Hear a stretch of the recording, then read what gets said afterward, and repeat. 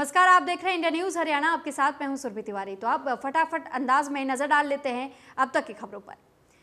तो देश में कोरोना मामलों में लगातार हो रही गिरावट। 24 घंटे में सामने आए 2,67,000 से ज्यादा नए केस, 4,530 मरीजों की हुई मौत।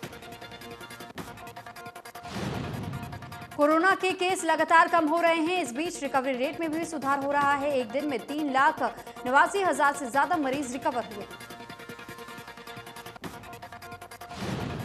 दूसरी लहर के बीच अब भी देश में एक्टिव केस 32,21,000 से ज्यादा। आंकड़ों के मुताबिक 8 राज्यों में 70% केस सामने आए।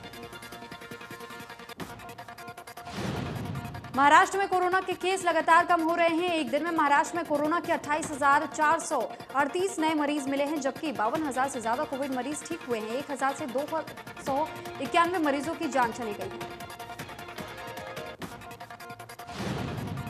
दिल्ली में भी लगातार घट रहे नए केस। 24 घंटे में 4,482 नए केस मिले। 265 मरीजों ने दम तोड़ दिया। दिल्ली में अब तक 50,000 से ज्यादा केस एक्टिव।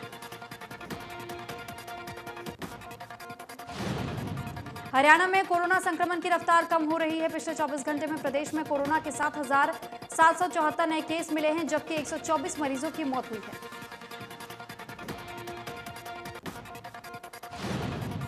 सोनीपत में कोरोना के मामलों में कमी आई है। पिछले 3 से 4 दिन में नए केसों का आंकड़ा 10 से 15% रहा है। मौतों के आंकड़े में भी कमी दर्ज की गई है।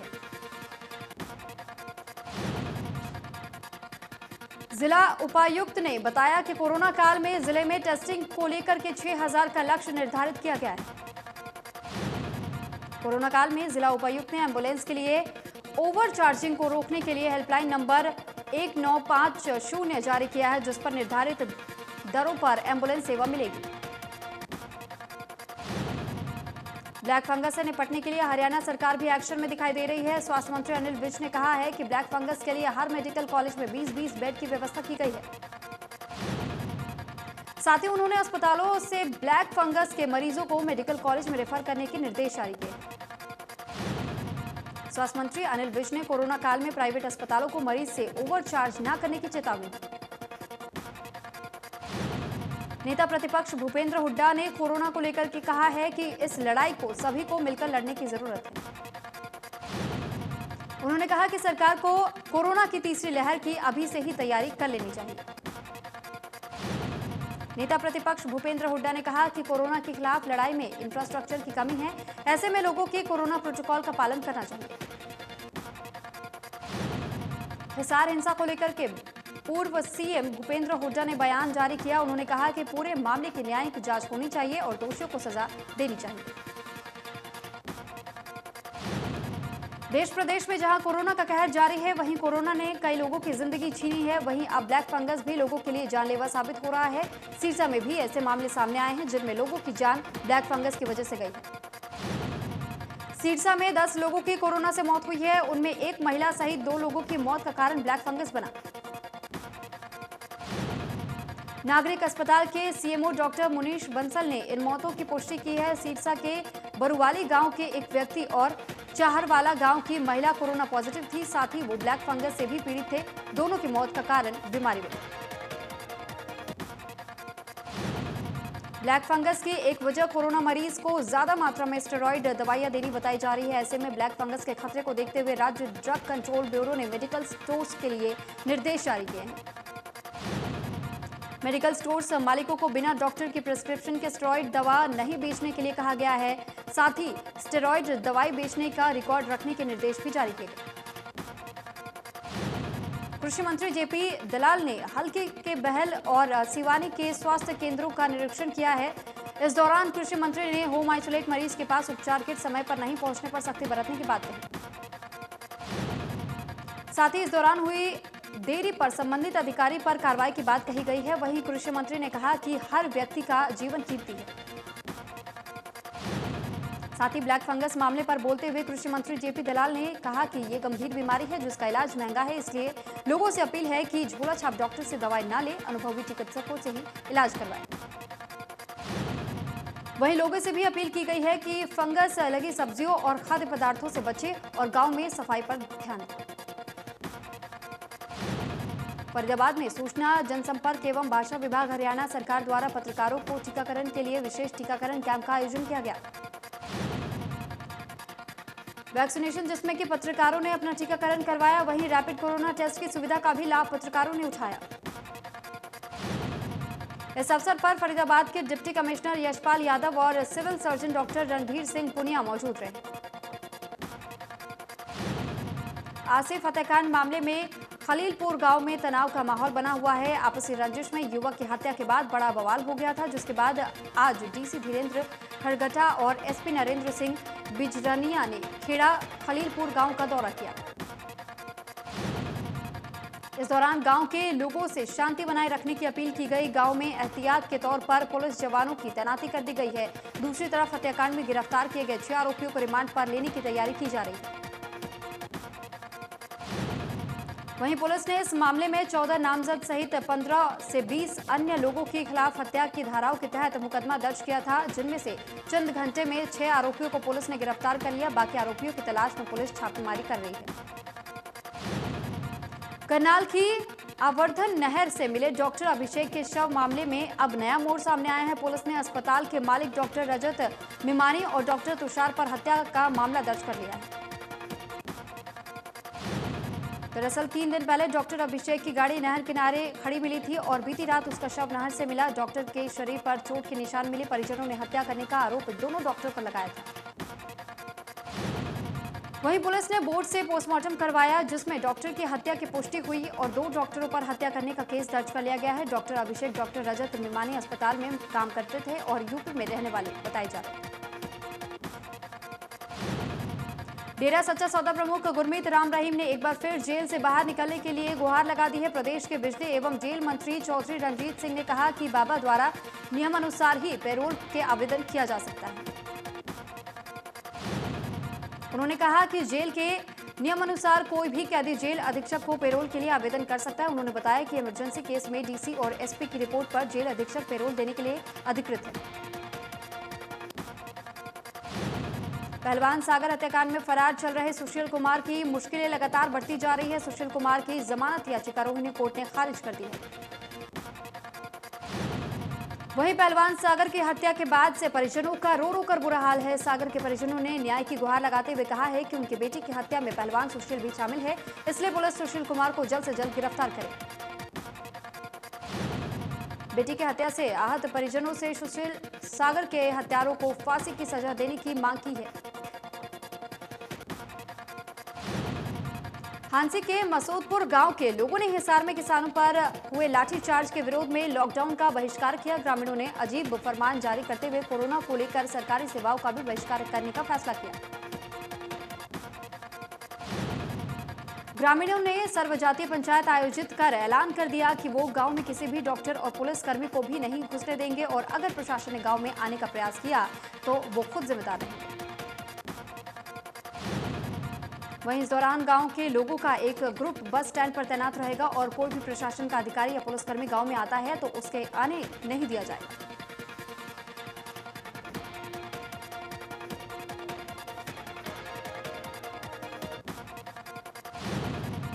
कोरोना महामारी की दूसरी लहर का कहर देखने को मिल रहा है। इस संकट की घड़ी में एक बार फिर पूर्व केंद्रीय मंत्री विनोद शर्मा लोगों की मदद करते हुए नजर आए। तो पूर्व केंद्रीय मंत्री विनोद शर्मा और मेयर शक्ति रानी शर्मा के निर्देश पर लगातार अंबाला शहर में सैनिटाइजेशन का काम करवाया जा रहा है।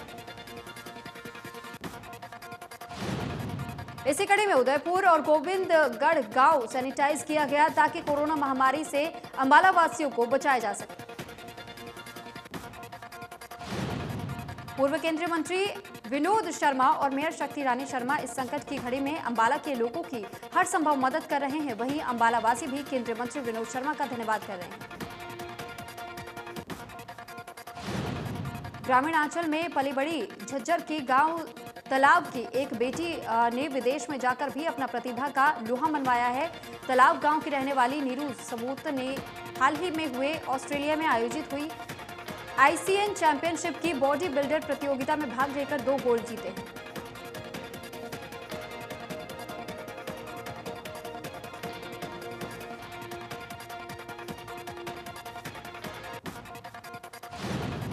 ये प्रतियोगिता ऑस्ट्रेलिया में बॉडी बिल्डिंग फेडरेशन द्वारा आयोजित की गई थी, जिसमें करीब 260 महिलाओं ने भाग लिया था। लेकिन झज्जर के गांव तालाब के नीरू सोमाता ने इस प्रतियोगिता का हिस्सा बनकर न सिर्फ विदेश में अपनी प्रतिभा का लोहा मनवाया, बल्कि प्रदेश में अपने पूरे परिवार का गौरव बढ़ाया। नीरू समोता पिछले काफी लंबे समय से ऑस्ट्रेलिया में रह रही हैं और वहीं बॉडी बिल्डिंग में ट्रेनर की भूमिका में हैं। प्रतियोगिता में 2 गोल्ड हासिल करने पर नीरू काफी खुश है। जाखल में ड्यूटी मजिस्ट्रेट और जाखल थाना प्रभारी ने मंडी के अलग अलग बाजारों का दौरा कर आमजन और दुकानदारों को लॉकडाउन के नियमों की पालन करने के आदेश जारी किए। हिसार में हुई घटना का मामला दिल्ली तक पहुंच गया है। मुख्यमंत्री मनोहर लाल ने केंद्रीय गृह मंत्री अमित शाह से मुलाकात की। दिल्ली में हुई बैठक के दौरान बीजेपी अध्यक्ष जेपी नड्डा भी मौजूद रहे। मुख्यमंत्री ने हिसार के घटना को लेकर के केंद्रीय गृह मंत्री अमित शाह के साथ चर्चा की तो कोरोना से निपटने की रणनीति पर भी मंथन किया गया। हिसार में किसानों पर हरियाणा पुलिस के बर्बरतापूर्ण कार्रवाई के विरोध में कांग्रेस नेताओं ने कुरुक्षेत्र जिला प्रशासन को राज्यपाल के नाम ज्ञापन सौंपा। ज्ञापन सौंपने में कार्रवाई की मांग की गई है। कांग्रेसी नेता अशोक अरोड़ा ने इस दौरान सरकार पर हमला बोलते हुए कहा कि अपनी नाकामी छिपाने के लिए किसानों पर दोष डाला जा रहा है। उन्होंने कहा कि ऑक्सीजन की कमी से लोग मर रहे हैं, लेकिन सरकार किसानों पर अत्याचार कर रही है। उन्होंने कहा कि कोरोना महामारी और किसान आंदोलन से पहले समय की कमी का हवाला देकर सरकार की तरफ से ऑनलाइन उद्घाटन होते थे, लेकिन अब ऐसी क्या मुसीबत आन पड़ी थी कि कोविड-19 नियमावली हो या फिर धारा 144 सबकी उल्लंघन की जा रही है। हिसार में किसानों पर हुए लाठीचार्ज के विरोध में कांग्रेस के द्वारा राज्यपाल के नाम फतेहाबाद जिला प्रशासन को ज्ञापन सौंपा गया। कांग्रेसी एकत्र होकर फतेहाबाद के लघु सचिवालय पहुंचे और फतेहाबाद के डीसी को राज्यपाल के नाम पर ज्ञापन सौंपा। फतेहाबाद के पूर्व विधायक बलवंत सिंह और पूर्व विधायक प्रहलाद सिंह के साथ दर्जन भर कांग्रेसी ज्ञापन देने के लिए पहुंचे। पूर्व विधायक प्रहलाद सिंह ने कहा कि मुख्यमंत्री ऑनलाइन कोरोना अस्पताल का शुभारंभ कर सकते थे, लेकिन उनके द्वारा जानबूझकर हिसार का दौरा किया गया। साथ ही कहा कि इस दौरे में मुख्यमंत्री ने धारा 144 का उल्लंघन किया और सोशल डिस्टेंसिंग की भी जमकर धज्जियां उड़ाई। इसलिए मुख्यमंत्री के खिलाफ धारा 144 तोड़ने को लेकर मामला दर्ज होना चाहिए। हिसार रेंज के आईजी राकेश आर्य सिविल अस्पताल पहुंचे। आईजी ने इलाज करवा रहे घायल पुलिसकर्मियों का हालचाल जाना और उन्हें किसान आंदोलनकारियों का डटकर सामना करने पर शाबाशी दी। रविवार को सीएम मनोहर लाल के जाने के बाद हिसार में 500 बेड के अस्पताल के उद्घाटन का विरोध करने वालों के साथ पुलिस के साथ झड़प में लगभग 20 पुलिसकर्मी घायल हुए थे, जिनमें से कुछ पुलिसकर्मी महाराजा अग्रसेन सामान्य अस्पताल में दाखिल हैं।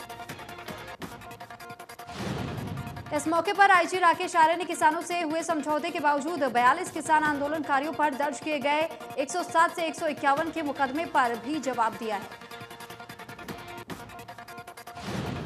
कोरोना संकट और लॉकडाउन के बीच भी अवैध धंधों की भरमार है। सोनीपत पुलिस ने अवैध शराब का भांडाफोड़ किया। पुलिस ने NH 44 पर 460 पेटी अंग्रेजी शराब से भरा हुआ ट्रक बरामद किया।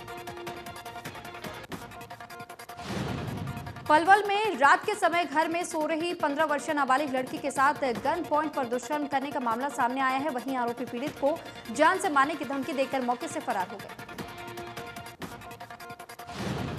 महिला थाना पुलिस ने पीड़िता को शिकायत पर 2 नामजद आरोपियों के खिलाफ मामला दर्ज कर जांच शुरू कर दी है। आरोपी फिलहाल पुलिस की गिरफ्त से बाहर है। करनाल के गांव आंगनगंज में आपसी झगड़े में बड़े भाई ने छोटे भाई का कत्ल कर दिया। बताया जा रहा है कि शराब के नशे में दोनों भाइयों के बीच झगड़ा हो गया था, जिसके बाद से बड़े भाई ने छोटे भाई की हत्या कर दी। हालांकि अभी झगड़े की वजह साफ नहीं हो पाई है, लेकिन आरोपी की पत्नी और बेटी पर भी आरोप लगे हैं। मामले की सूचना के बाद पुलिस मौके पर पहुंची और शव को कब्जे में लेकर जांच शुरू कर दी है। सोनीपत में LPG सिलेंडर से गैस चोरी करने का अवैध कारोबार रुकने का नाम नहीं ले रहा है। सोनीपत में एक बार फिर से करण गैस एजेंसी के बाद दहिया गैस एजेंसी में भी गैस सिलेंडरों में बड़ी धांधली की जा रही है। कोरोना काल के बीच स्वास्थ्य विभाग की लापरवाही लगातार सामने आ रही है। कैथल में वैक्सीन लगवाने आई महिला को कोवैक्सीन की डोज लगाई गई, जबकि उसे प्रमाण पत्र कोविशील्ड का दिया गया। ऐसे में अगर अगली डोज देने में कोई लापरवाही हुई तो मरीज की जान को भी खतरा हो सकता है। ऐसे में जब मामले का खुलासा हुआ तो पता चला कि महिला को प्रमाण पत्र भी ऑफलाइन जारी किया गया, जिसका ऑनलाइन मिलना भी नहीं हुआ। कोरोना महामारी जो कि पहले शहरों में काफी देखने को मिल रही थी, लेकिन अब ये ग्रामीण क्षेत्रों में भी अपना पूरी तरह से पैर पसार रहा है। कैथल जिले में पिछले 1.5 महीने में कोरोना के जो मरीज आए हैं उनकी संख्या 5000 के करीब बताई जा रही है। ग्रामीण क्षेत्रों से 3400 के करीब मामले अब तक सामने आ चुके हैं। वहीं मौतों की अगर बात करें तो करीब 140 मौतें पिछले 1.5 महीने में कोरोना से हो चुके हैं, जिनमें 100 के करीब मौतें ग्रामीण क्षेत्रों में हुई है। हालांकि पहले के मुकाबले ग्रामीण ज्यादा जागरूक नजर आ रहे हैं। चरखी दादरी जिला प्रशासन ने 162 टीमों का गठन गांव में संक्रमण जांच के लिए किया है। इन टीमों में ग्राम सचिव पटवारी गांव में बीमार व्यक्तियों के टेस्ट करवा रहे हैं और पॉजिटिव मिलने वाले व्यक्तियों को स्वास्थ्य विभाग द्वारा इलाज करवाया जा रहा है। जिले के गांव में 47 आइसोलेशन सेंटर बनाए हैं, जहां पर ग्रामीणों का इलाज किया जा रहा है। दादरी में लोहारू रोड स्थित राधा स्वामी सत्संग में 500 बेड के हॉस्पिटल विचार किया जा रहा है। वहीं जिला उपायुक्त ने आमजन से अपील करते हुए कहा कि प्रदेश सरकार में लॉकडाउन लगा हुआ है तो सभी नागरिकों का कर्तव्य है कि नियमों का पालन करें। लगातार फैल रहे कोरोना संक्रमण के बीच बल्लभगढ़ की सब्जी मंडी में नियमों का उल्लंघन करने वाले लोगों पर कार्रवाई की गई। सब्जी मंडी के प्रधान ने मास्क न लगाने वाले लोगों को चालान किया, लेकिन मार्केट कमेटी की इस कार्रवाई से किसान और अढ़ातियों में रोष का माहौल है। चालान काटने के खिलाफ किसानों और अढ़ातियों रोष जाहिर करते हुए कहा कि नियमों के खिलाफ कार्रवाई की गई है, अगर ऐसा करना ही था तो मंडी बंद कर दिया जाए। किसानों और अढ़ातियों ने कहा कि मार्केट कमेटी के अधिकारी जबरदस्ती चालान काट रहे हैं। जो मंडी का समय है उसी समय के हिसाब से वे काम कर रहे हैं, लेकिन फिर भी कोई ना कोई बहाना बनाकर उनका चालान काटा जा रहा है। सब्जी मंडी सिरसा को कपास मंडी में शिफ्ट कर दिया गया है। पास सिस्टम भी लागू किया गया है। इसके लिए काफी हद तक व्यवस्थाओं में सुधार देखने को मिला है। सोशल डिस्टेंसिंग की भी पालना होती दिखाई दे रही है। मंडी के पास में सिस्टम भी लागू किया गया है। बता दें कि पहले सब्जी मंडी रानिया रोड पर लगाई जा रही थी, लेकिन वहां सोशल डिस्टेंसिंग की पालना नहीं हो पा रही थी। DSP Aryan Chaudhary, market committee Sirsa सचिव विकास सेठिया सहित अन्य अधिकारियों ने बार बार निरीक्षण किया। इसके बाद जिला प्रशासन ने सब्जी मंडी को कपास मंडी में शिफ्ट करने का निर्णय लिया है। कई बार निरीक्षण के बाद ही इस फैसले को लिया गया। इस पर पहले तो सब्जी मंडी अढ़ातियों और जिला प्रशासन के बीच सहमति नहीं बनी, लेकिन बाद में सहमति बन गई। अब कपास मंडी में सब्जी मंडी लगाई गई है। ये डे वाइज पास सिस्टम शुरू किया गया है ताकि मंडी में भीड़ ज्यादा ना हो। कोरोना महामारी के कारण लगाए गए लॉकडाउन ने सभी के काम धंधे को प्रभावित किया है और ऐसे में शाम के 2 घंटे फास्ट फूड की रेहड़ी लगाकर अपने परिवार का गुजारा करने वाले लोगों पर भी इस लॉकडाउन की मार पड़ी है। रदौर में फास्ट फूड की रेहड़ी लगाने वाले लोगों का कहना है कि पिछले वर्ष भी लॉकडाउन के कारण उनका रोजगार ठप हो गया था, लेकिन इस बार फिर लॉकडाउन के कारण मार्केट बंद होने की वजह से उनका काम बंद है, जिससे अब उनको परिवार का गुजारा करना भी मुश्किल हो रहा है। ऐसे में प्रशासन उन्हें शाम के 2 घंटे रेहड़ी लगाने की इजाजत दे ताकि उनका गुजारा हो सके। बता दें कि कोरोना की दूसरी लहर का भयानक रूप सामने आने के बाद सरकार द्वारा लॉकडाउन लगाने का निर्णय लिया गया था। कोरोना महामारी की दूसरी लहर के बीच जहां लोग आपदा में अवसर तलाश रहे हैं, ऐसे में पलवल में सरकारी अस्पताल के डॉक्टर 24-24 घंटे की ड्यूटी भी कर रहे हैं। सरकारी अस्पताल के आइसोलेशन वार्ड में कार्यरत डॉक्टर परिवार को भूलकर मरीजों की जान बचाने में जुट गई है और मरीज इन डॉक्टर्स को देवदूत मान रहे हैं। तूफान ताउते अब कमजोर हो गया है, लेकिन मौसम विभाग ने कई राज्यों में बारिश के आसार जताए हैं। मंगलवार को मुंबई में हाई टाइड के बाद अब तूफान का असर मध्य प्रदेश और राजस्थान में भी देखने को मिल रहा है। दिल्ली एनसीआर में भी सुबह से हल्की बारिश हो रही है, जिससे तापमान में काफी गिरावट दर्ज की गई है। मौसम विभाग के मुताबिक तूफान के चलते 19 और 20 मई को उत्तर भारत मौसम का असर देखने को मिलेगा। हरियाणा में भी बारिश की संभावना जताई जा रही है। कोरोना काल के बीच शेयर बाजार में गिरावट जारी। आज भी कारोबार की शुरुआत लाल निशान के साथ हुई। 105 अंक टूटकर खुला बाजार।